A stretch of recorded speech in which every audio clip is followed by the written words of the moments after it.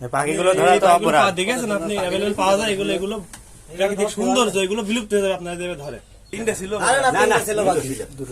দুটো ছিল না চাচা, ওইটা ছিল আর একসাথে করা ছিল বলে দুটো ছিল দুটোই ছিল। দেবে হাতে 100 টাকা দিয়ে দাও। ধরো নিয়ে আসো, বাইরে আসো। আরে এগুলো তো দেশের ভিডিও আছে, সৌন্দর্য। কত সুন্দর দেখ। মাথাটা ধরো, মাথা ধরো।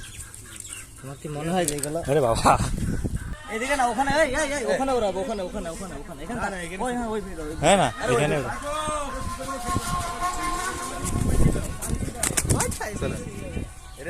দাও, সাইড দাও, সাইড দাও, দাও দাও। এটা উঠতে পারবে না। পারবে, চলে যাবে ও। ওই ছেলেরা টাকা দিয়েছে, ছেলে দিয়েছে। পাখি তো ভালো জিনিস, ধরা ভালো জিনিস না।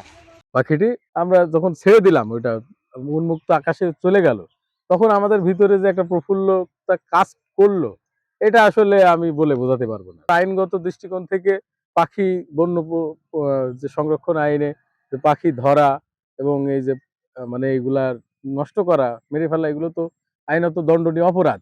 তো সেই জায়গা থেকে আমরা আসলে আর মানে দ্বিতীয় চিন্তা করিনি, এটা উদ্ধারের জন্য আমরা তৎপর ছিলাম।